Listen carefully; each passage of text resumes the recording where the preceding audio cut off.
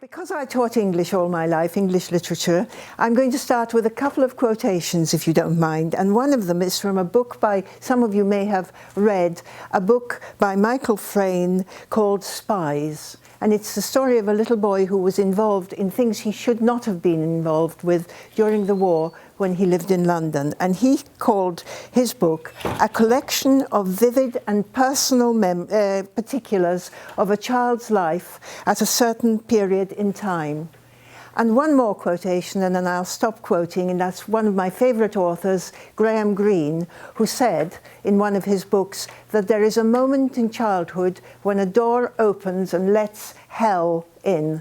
And that too is a pretty fair description of what happened to me in Poland. Well, I was born in Poland in an unpronounceable named town called Przemyśl, and the years before the war, which were very few, were very, very happy. My mother was a teacher, my father was a doctor, and we lived in a lovely apartment in this unpronounceably named town, Przemyśl, on the 3rd floor, and I can still remember this apartment so well. You came in through a door, down a long corridor.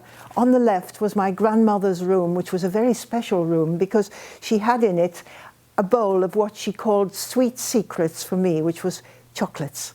And I used to love going in there and having those treats. And then you walked into the main room, which was, it had a big table in the middle, a sideboard with some ornaments on it, and my cot stood by the door which adjoined the door to my parents' bedroom. And that cot was great fun because I used to stand up in it and there was a bell there, and if I pushed that bell it sounded exactly like the front door.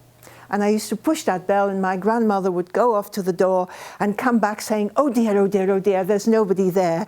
And I thought this was the greatest joke on earth. This was one of my very happy memories. Another happy memory was a big stove. I don't know if you know that on the continent there are these huge ceramic stoves with paintings on them. And we had one in this room.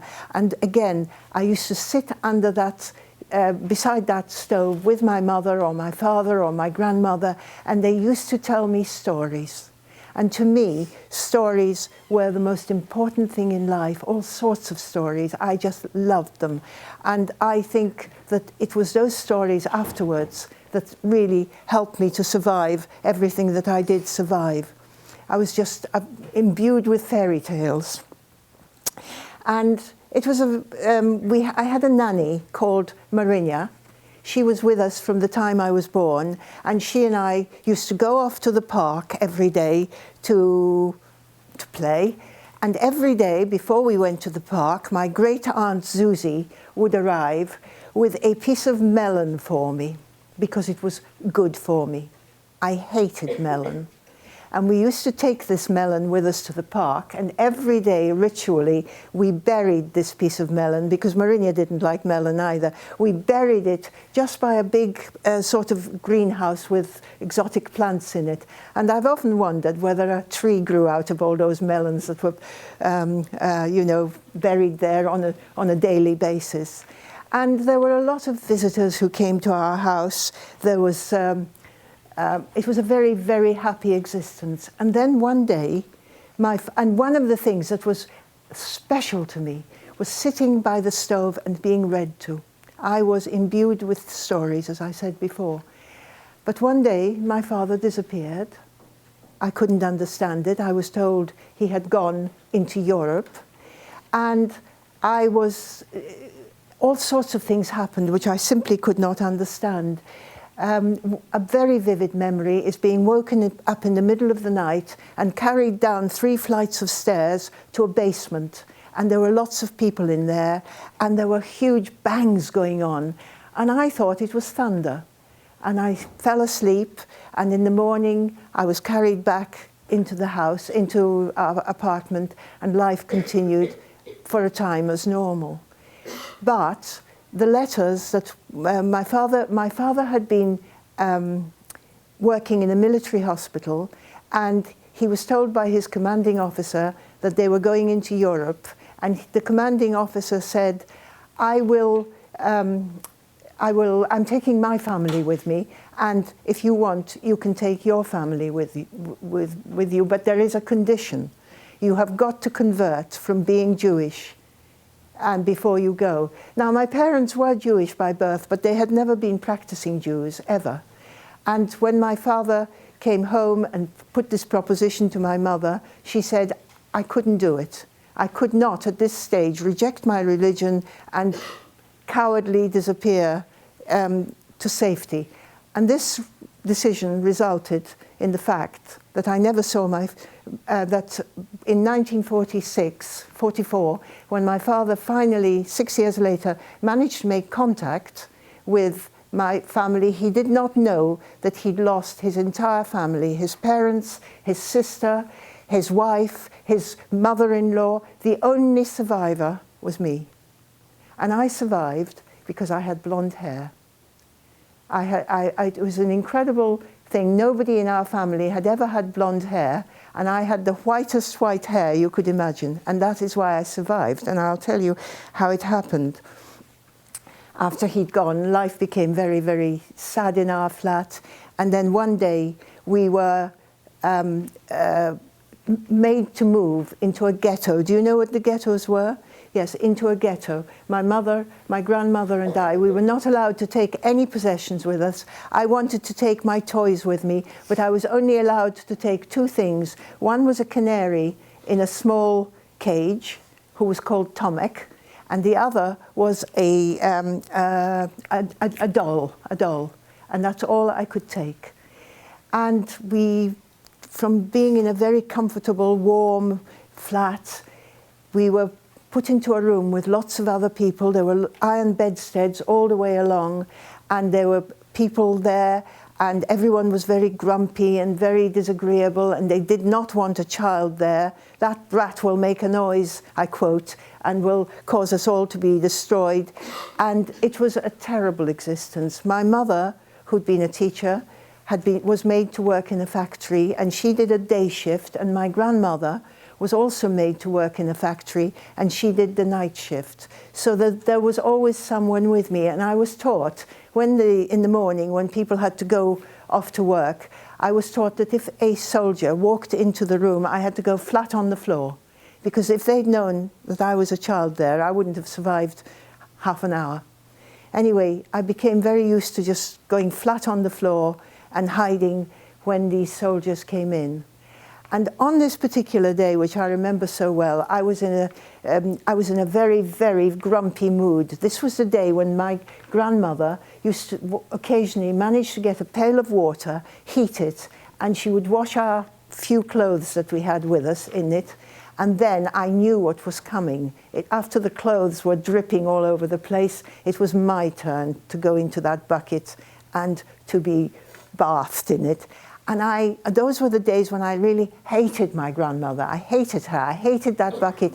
I hated being rubbed hard with a flannel and dried off, and I was really, really grumpy and disagreeable. And on this particular day that I remember so well, she got me out of the bath, she rubbed me down, dried me, sat me down, and put in front of me the only food we had, which was supposedly soup. But what it really was boiled water with a few cabbage leaves in it, and that was our diet. And I threw a tantrum, and I said I wanted nice food, I wanted sausage, I wanted this, and I wanted to go home, and she did something she had never done before. She slapped my leg, and then she burst into tears, and I burst into tears.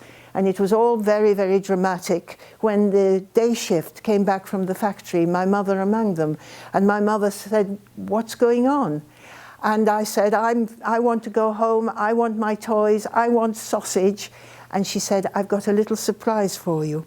And she put her hands in her pockets and she pulled out a small piece of black bread. I don't know if you know this continental Polish bread. Small piece of black bread, and she put her hand in the other pocket and she pulled out the tiniest piece of sausage, the continental sausage. And she was about to give them to me, and I was ready to grab when my grandmother said, "No, she's had her supper, you must eat, you must keep your strength up." So my mother, without saying a word, put the sausage and the bread back in her pocket. And then it was the turn of the night shift to go out, and my grandmother was on the night shift. And when they'd gone, my mother sat me down and produced a piece of sausage and the piece of bread and gave them to me. And without a thought, I feel guilty about this to this day, you know. I gobbled the whole lot.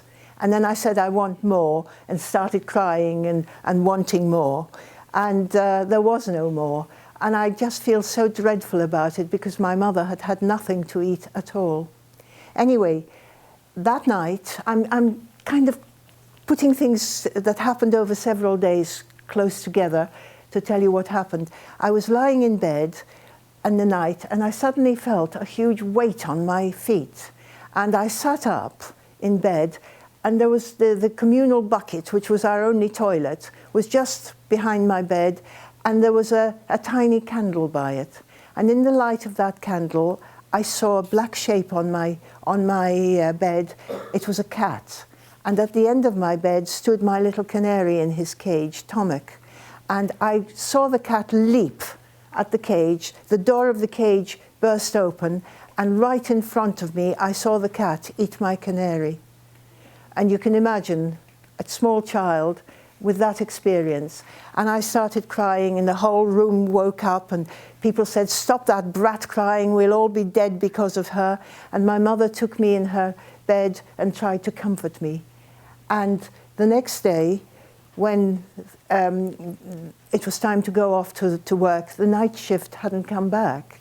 And so my mother, in the end, had to leave me. A soldier came in with a gun. Come on, you so-and-sos, get out.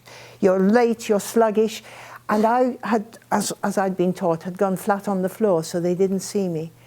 And when they'd gone, the day shift didn't come, the night shift didn't come back. And I was alone all day. I was too young to use the toilet or the pot, that's all there was, on my own. And I was alone all day, and nobody came at all. And then, when the day shift returned, my mother wasn't there. And my grandmother had gone too. And there I was, left completely alone in a room full of strangers. And people were saying, just put her outside, she'll be shot anyway, she might as well go now. But there was a young woman there called Yanka, and she said, I will look after this child. I am not going to let her be taken. I will do my best to look after her. And she did, and she did. And there is, you know, many years later, when I was writing my book, I did some research, and I found an extract from a biography written by a man who had been in the Polish ghetto at that time. And he wrote about something which sent me into a complete state of shock. He wrote about a purge when everybody was outside being selected. People were being selected to be sent to Auschwitz and other camps, and others were allowed to stay behind. And it says in his biography, suddenly this very notorious German officer picked up a small blonde child, held her for a moment in his hand, and then threw her to the Jews who were not being taken away that day. And then he goes on to say, the child survived, this is exactly his words, the child survived and lives in a house in England with her father, Dr. Falik. Now, my father's name was Falik, and it was a very unusual name, and I was that child. And do you know, I could not remember this at all. And I have a very close friend, my goddaughter, who helped me to write my book, who helped me to edit my book, who told me that her father, when she told her father this, he was a psychiatrist, he said that there are things that happen in life which are so traumatic that the mind erases them completely to save your sanity. And I really have no recollection of this event, thank goodness, but it was there, and my father and my father's name, and I did come and live in a house in England. Well, after that, life was not very good. And eventually, I had a nanny before the war, I think I mentioned, called Marinia, who was a Roman Catholic, and her husband used to bring in goodies for the Germans into the ghetto, whiskey and cigarettes and all the rest of it. And she took to coming in with him. He used to come in with a cart of things once a week, and she took to coming in with him, and because she wanted to know if I was still alive. And she spent a long time doing this, and everybody knew her, and she was very cheerful with all the Germans and joking with them because she was desperate to find out if I was still alive. And one day I was in the room with the young woman who had said she would look after me, and she was sitting with her feet in a bowl of water when the door opened, and I thought a dream had come true. This lady in a long dress, rather fat, walked in, and it was my Nanny Marinia. And I could not believe it. And she said, I'm going to take you away with me, and I want you to do exactly as I tell you. I'm fat and I've got a long dress on. I'm going to put you under my dress, and we're going to walk out of here together. And when I stop walking, you stop walking. And if anyone speaks to me, don't breathe, don't utter a word. And we did walk out of that room together. And people did stop her because her husband and she were quite popular and well known. And whenever she stopped, she would pat her tummy like that. And she would pat her tummy because that's where my head was, to reassure me. And eventually she got me into the cart, and they drove out of the ghetto. And when they got to where they lived, she called my name and there was no answer. And she called it again, and she thought I was dead. She pulled aside the sacking and things that was hiding me, and I was fast asleep in the cart. I stayed with them for some time, but her husband didn't want to know. He was getting a very good living, thank you, from selling, supplying the Germans with what they wanted to be supplied with, and he wasn't going to have this brat spoiling his life. But once again, I was lucky. I had a cousin called Adela. She was married to my great aunt and uncle's oldest son, and she was married to him, and she had been a very close friend of our family, and she had a daughter called Zazula, and Zazula and I were very close. And she was a very well-known woman. She had a lot of friends, Roman Catholic friends, who were prepared to hide her and her daughter. And she took me on as well. And so we spent our life being hidden in various places. And one of them, I remember, was above a kitchen dresser where there was a sort of sliding door, and we were pushed in through there, and we had to lie there very quiet in case anybody came. And one day, I think it was a rat that ran over us, and my cousin screamed. And when we were eventually taken down again, the man of the house hit us both very hard and said, you could have had us all killed and arrested, and don't you ever dare to make a noise again. And I thought it was very unfair because I hadn't made any noise at all, but my cousin had. Anyway, from there, we moved to various other places. We were hiding in a room upstairs. This is probably one of my worst experiences. We were hiding in an upstairs room of someone's house, and we were very bored because we couldn't go out, we couldn't do anything, and we were sitting on this particular day at a round table which had a long cloth, a bit like a carpet over it, right down to the ground, and we were writing. At least my cousin, who was 4 years older, was writing on tiny little pieces of paper like that, because there was no paper, and I was scribbling. And I said to her, look, I'm writing like you. And she said, no, you're not, you're a baby. And of course, you can imagine what followed, a quarrel, both of us in tears, and her mother saying, for goodness sake, the pair of you, I can't go on like this, you must stop it. And then we both said, can we go outside? Can we go? And you know very well you can't go outside, it's not safe. And at that point, we suddenly heard dogs barking in the street. Now, the Germans used to go around looking for people like us, and they used two types of dogs, Alsatians and Dobermans. And there was this barking in the street, and the lady of the house came rushing upstairs, white as a sheet, and she said, they're doing a door-to-door search, you must hide quickly. And my aunt grabbed her own daughter, and there was a big wardrobe in the room with a big key, which I used to try and turn. It was a big metal key all embossed. And she put her in there, and there were footsteps on the stairs and dogs, sound of dogs barking. And there was only one other place, and that was the table with the long cover. And she pushed me under the table, and she said, "Don't move, don't breathe till I come and get you." And then the door burst open. I could hear the dog's feet on the bare boards. And then there was a terrific scream, a crash, and my aunt crying, my cousin crying, the door opening, and footsteps going down the stairs. And then, after a few minutes, I heard 2 loud bangs. And I sat under that table for hours, not daring to breathe or move. And then suddenly, footsteps on the stairs again, and a voice, a familiar voice, my nanny. "Are you here, Renata? Where are you?" And I had been hidden under the table. The dog didn't find me, but he found my cousin. And I learnt later that they had taken them both in the street, told my cousin to run ahead, and then shot her dead, and then did the most merciful thing they could do in the circumstances, turned round and shot her mother. So that was it. And I was still alive, miraculously alive.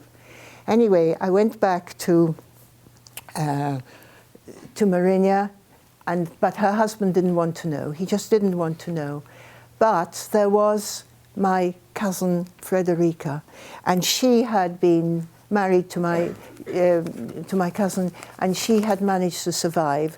And she made it her business to find me where I was. She looked after her own parents, she looked after her in-laws, and now she had me. And she couldn't keep me with her because she was doing jobs and traveling between places. So she put me into to be looked after by a young couple who were in the Polish resistance, actually, but they were called Marian and Maciej and Hanka.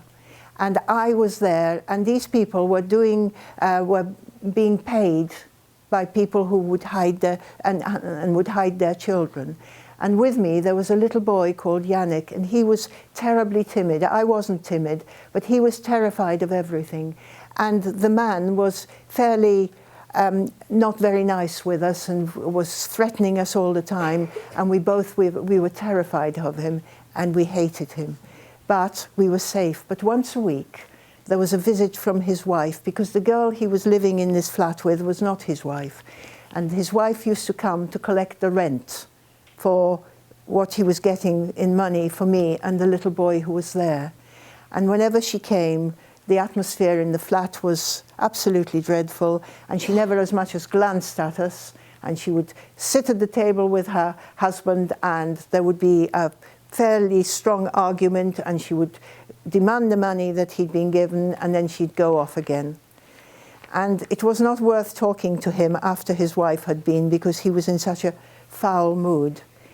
But one day, I woke up and looked around as usual for my little partner, before that, one day she arrived, and when she was not expected, and I remember him going to the cupboard, to a drawer, pulling out a drawer and putting a pistol in his pocket.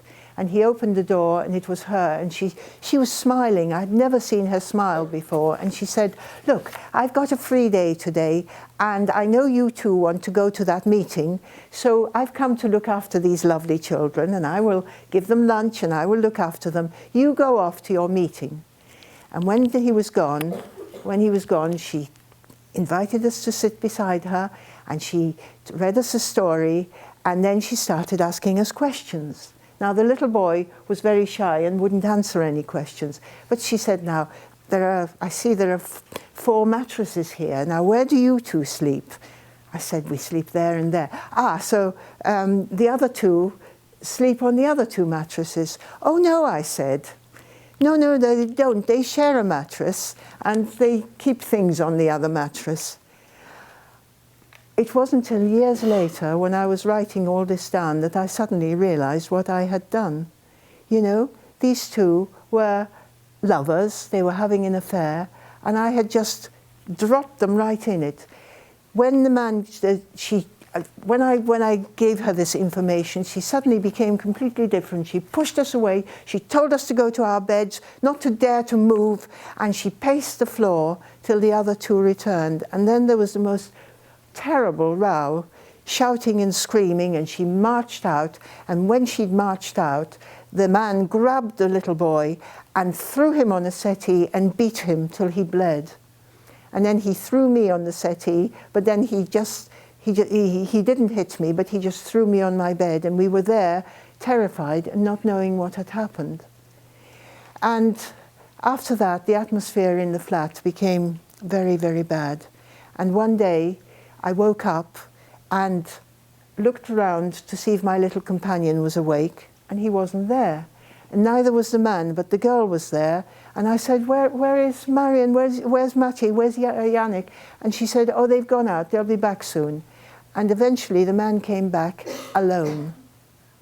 And what he'd done was he had taken the boy into the street and left him outside the house where his mother had been lodging and had gone.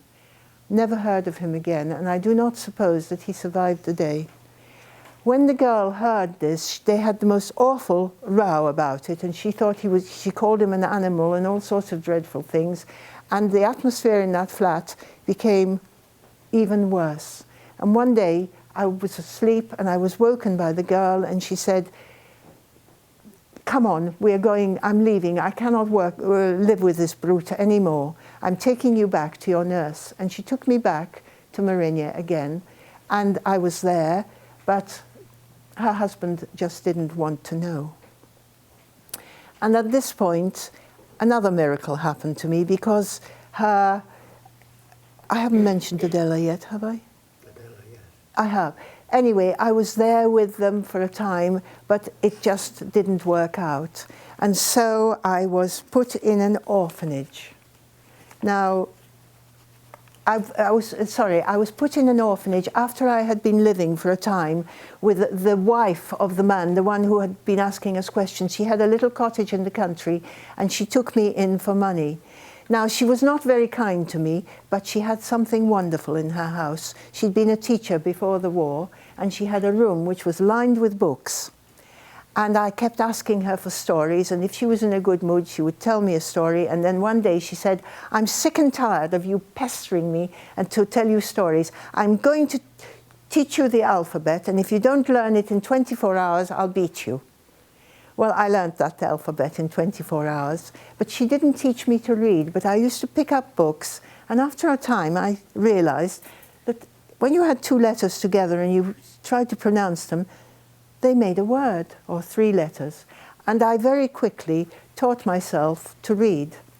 And my life just changed, because I was able to escape into the land of imagination and books. And I read books which were completely unsuitable for me, I'm sure, but I read and read and read. Whenever I had a chance, I was reading. And I was relatively happy there. But of course, this woman was being paid by my cousin for my stay. And one day, my cousin wrote and said that she couldn't pay at that time, but the money would come within 2 or 3 weeks. So what this lady did, she took me by the hand, and she led me several miles down the road to an orphanage. Now, this was an orphanage for Roman Catholic children only. But because I had the blondest of blonde hair, everyone assumed that I was a Roman Catholic, which I wasn't. And I spent probably the worst year of my life during that time in that orphanage. It was unspeakable. We were made to scrub floors. We had a sort of porridge made of, I don't know what, it was hideous as our meals. We drank coffee made of ground acorns. And we had to, as I say, we had to scrub floors. They were terrible. It was the most miserable existence. I can't even begin to describe to you how awful it was. But worst of all, there was a boy there who was called Yorick. He was 15 years old, and he had huge, staring eyes and a very red face. And he used to wet his bed. He was not very bright. He used to wet his bed, and whenever he wet his bed, he was beaten. And whenever he was beaten, he would find a victim to work his rage off on, and the victim, what better than this terrified child? And he would come at me with his hands like that, roaring, and I was absolutely petrified of him, and I hated him with all my heart and soul. And years and years later, when I was writing my book and writing all this down, I suddenly thought, that boy was probably a Down syndrome boy. And he was totally abused, and the guilt that hit me, I can't tell you how terrible I felt about hating him like I did and fearing him, because he was suffering most terribly. He was beaten all the time, he was maltreated, and he took his rage out on another victim. But I felt terrible guilt about it, that I hated him as much as I did, and I used to wish he was dead, and and I thought, my goodness, how awful of me to have done and thought all this. But anyway, unbeknown to me, Hitler at this time was choosing his pure Aryan race, blonde hair, blue-eyed, children to be taken to Germany and adopted by families to produce this perfect Aryan race. And they used to send inspectors round to these orphanages and schools, and they came. And I remember being sent for by the director and meeting some lovely gentlemen who asked me all sorts of questions and asked me if I would like to go and live with a family who would give me lovely cakes to eat and things. And I said, yes, I would. And out of all the children in that orphanage, they selected me to go to Germany to become part of the pure Aryan race. You can imagine what would have happened when they would have found out that I wasn't. Anyway, another miracle happened. My cousin was on her way between Krakow and Warsaw, and the train happened to break down, as they tended to do, in Skierniewice, just outside Skierniewice, and she decided to come and visit me in the orphanage. And she came, and she was told that I had been greatly honoured because I was chosen to go to Germany the very next week to be adopted by a family and become part of the pure Aryan race. And she left the orphanage. She spent hours trying to find out where the director lived. She forced her way into his house, more or less, and she informed him that I was not of the pure Aryan race. And he allowed her to take me away from the orphanage, because I think he probably was afraid that if they found out that he had sent a child who was Jewish to be part of the new race, his head would have fallen. So he let her take me away.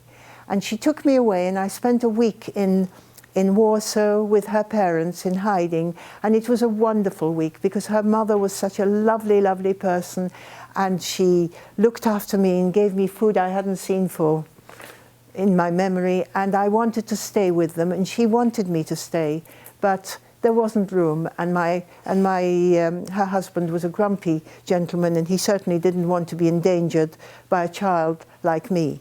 And so at this time we had news from my Przemysl, my place of birth, and it was my great aunt and uncle who was still alive. My uncle had been a very eminent doctor before the war, and he had been allowed to start doing some work again after the war ended.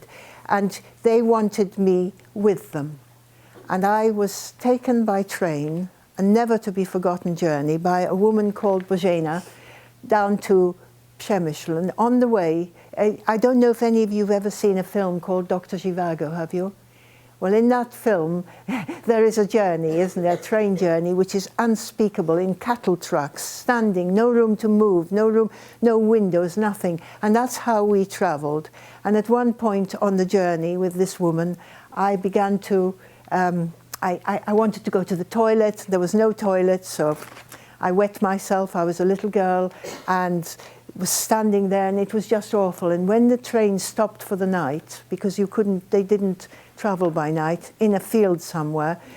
We got out together with everybody else, and then the woman told me that we would be spending the night in a peasant's hut, somewhere about a mile or two away from where we were. And I cannot believe that, to this day, I cannot believe it, that I said, I am not going to sleep in a peasant's hut. Poland was a country, I'm afraid, which was very class orientated, and this woman said to me, you are going to do as you're told. How dare you say this? And you come with me. And we walked in total silence. And she said, I'm really ashamed of you. This is disgusting behavior. And we walked across these fields, and we came to I don't know if you've ever seen pictures of dachas, Russian dachas, just a one-roomed house with a stove in the middle, a bed, and a table. And we stayed there, and it turned out that this woman we were staying with and her husband were this lady's uncle and aunt.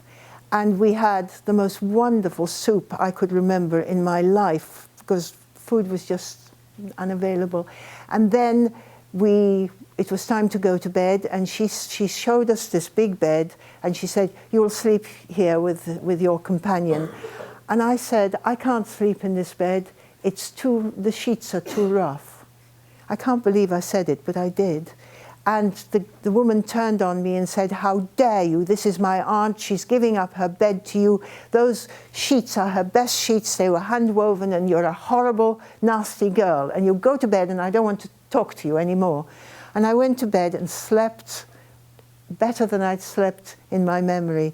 And the next morning, I got up, and I was able to say sorry to the owner of this house, because she really had been so kind, and I felt really very ashamed. And then we went back to the train, and the journey continued in a most horrific way, and I was worrying all the time. I was always worrying about something. What if my aunt and uncle don't recognize me? What if you drop me at the station and there won't be anybody there for me? And she said to me, you really are an impossible child, and just stop pestering me. I will deliver you to your uncle and aunt, and I want to be rid of you as soon as possible. And you know, years later, I felt so ashamed of this snobbery that I'd felt, and I really was very, very, very upset that I had been so disgustingly snobbish. And to this day, I have to say that I hate snobbery of any kind. I really despise it. Having, been terrible myself, I really despise it. Anyway, we arrive in Przemyśl, the train pulls up, and what if my aunt and uncle aren't there? What if they don't recognize me? I was always full of every possible disaster I could think of. I anticipated. And she said, look, I'm bringing you. You will be delivered. Will you stop behaving like this? I'm sick and tired of you. And there we got out of the train. There were lots and lots of people. And over in the corner stood a very old lady, and very shabby, and a little very tired-looking old man. And I didn't recognize them because they'd changed so much. This was my great-aunt and uncle. They had lost both their sons. One of them was 16 years old and was shot on a train. The other one was, did I say that? Was a doctor, and he was in hiding, but he was working in a hospital at night and hiding during the day. And on this particular day, there was a direct hit on the hospital, and he said to his wife, my cousin, I've got to go. It was in the morning. I've got to go and help. And she said, look, there'll be people there helping all day. You go in at night. There'll be more than enough for you to do. And he said, I can't do it. I cannot sit here knowing that there are people dying. He walked out of the door of the house where they were living and hiding, and was shot by a stray bullet. And he died in her arms, aged 28. So, this was a terribly sad and tragic situation. So my great-aunt and uncle had lost both their sons, one shot on a train and one like that. And my aunt was absolutely delighted to have me, but my uncle wasn't, because he had been her sole you know, a person to care for, and suddenly this child comes along and gets all the best food and everything is for her, and my uncle began to resent it terribly, and he and I did not get on at all, and I gloated when I got the goodies and he didn't. And I stayed with them for some time, and this was the time when the Russians were coming into Poland and pushing the Germans out. And I was taken to the square, to the main town of the square, to see the Russians arriving. I was sitting on someone's shoulders, and I'll never forget the Russians coming in. They came in with camels. Now, when I was writing my book and said this to Bruce, my husband, he said, "Don't be ridiculous, camels in Poland." And I said, "I tell you, there were camels, and they were carrying all the packages and things they had." And we have looked it up since, and there were indeed camels. So he was wrong, I was right. But anyway, what they were doing is they were throwing things into the crowd. And these things were something I'd never seen in my memory, chocolate. Well, I didn't get any chocolate that day, and I was very disappointed. But a few days later, my aunt and I were walking in the square, going towards home, and just by the place where we lived, which was very near the centre, a big block of flats, there was a Russian sitting on the wall. And as we came by, he suddenly put his hands out and pulled me towards him and sat me on his knee.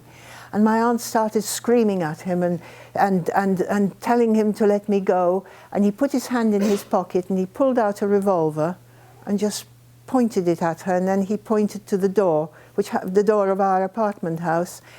And she had no choice but to go inside. And she was convinced that she would never see me again. And when she'd gone, he put his hand in his pocket again and he pulled out a bar of chocolate and gave it to me, and I gobbled it in one couple of swallows, and then he put his hand in his pocket again and pulled out another bar of chocolate, and I managed to get rid of that very quickly too. And then he put his hand in his breast pocket and he pulled out a very crumpled piece of paper and showed it to me, and it was a photograph of two children, a boy and a girl, both with very blonde hair, and one of them had blonde plaits like I had. And he pointed to her and he pointed to me and he said, "Moje dzieci," in very broken Polish, which means my children. And then he put me on the ground, led me to the door of the apartment and pushed me in. And I could hear from 3 floors up my aunt crying. She was convinced that I was dead.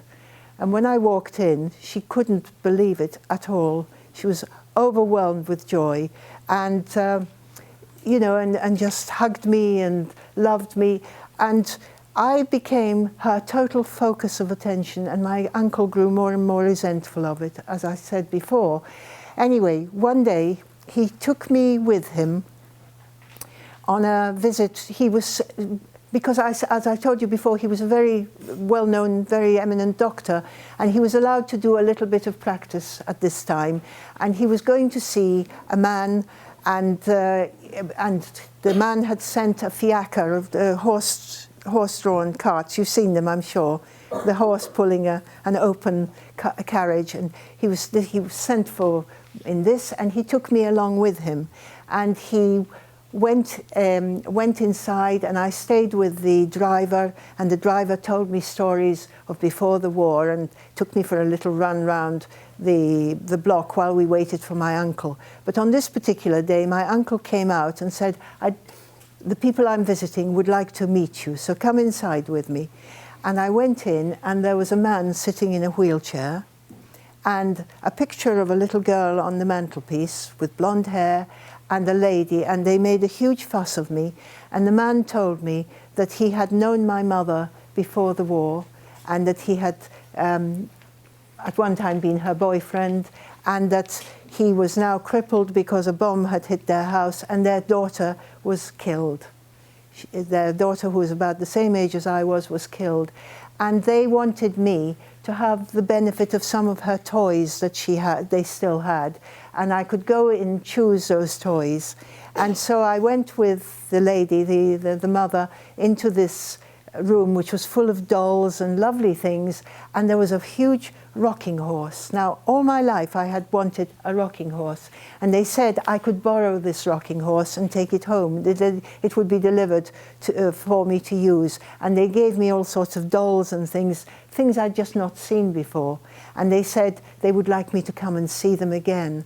And the man told me that he had known my mother before the war. In fact, she'd been his girlfriend at one time. And so I went home and I had this wonderful rocking horse, and I went to school. I started going to school, and in the school I was quite bright, and I was a terrible show-off, and they used to send inspectors round to the schools. Did I say this? Yeah, I was just wondering about your timing. Oh, the timing, okay. Anyway, one day I came home from school, and my aunt was waving a piece of paper at me and absolutely wild with excitement. And after all those years, a letter had come through from my father, who didn't know he'd lost everyone except me. And he wanted me in England. And I was wild to go to England. Anyway, I will now take you to a day in March 44, when I'm 46, yes, when I'm standing on a huge open space, and there is one Russian plane there, and a lot of children. There was a rabbi in England called Rabbi Schenfeld, who was arranging for children to be, orphan children, to be taken out of Poland, to be sent to America, to be adopted there. And my father had written to him and asked if, in return, my father was a doctor, in return for checking the health of people when we arrived in London, would he allow me to come on that ship? And I came on that ship, and I'm now here it's March 44,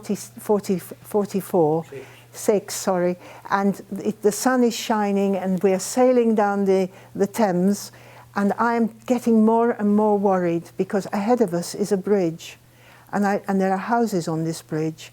And I look at our ship and the height of our ship, and I look at the bridge, and I know that we're going to crash into this bridge, and we'll all be killed, and I will never see my father, and we're coming closer and closer, and I close my eyes and I wait for the crash, and nothing happens. I open my eyes again, and the bridge has opened, and the houses aren't falling off, the bridge is receding. This was, of course, Tower Bridge in London. And we're sailing down the Thames, and then ahead of me, again, I see a palace. It's got to be a palace for a king. It looks golden, it's got a huge tower, it's got wonderful windows, the colour of it is glowing in the sunshine, and I say, that's where the king lives. And my cousin says, no, that's where the government works from. Government? How's a place like that? You must be wrong, you must be wrong. No, these are the Houses of Parliament. And then we finally arrive at Westminster Dock, and we disembark. And as I'm going up the steps, I suddenly feel myself being lifted in the air by a tall man in uniform, and that was my father, who hadn't seen me all those years. And he was seeing to, as he had promised, to make sure that nobody came off that ship with any disease. So he sent me and my cousin in a taxi to the hotel he had booked for us all. And as we were driving along, I was a terrible worrier. Everything worried me. And there were these beautiful paintings hanging on railings of a park. And I was thinking, what if it rains and all these paintings will be ruined?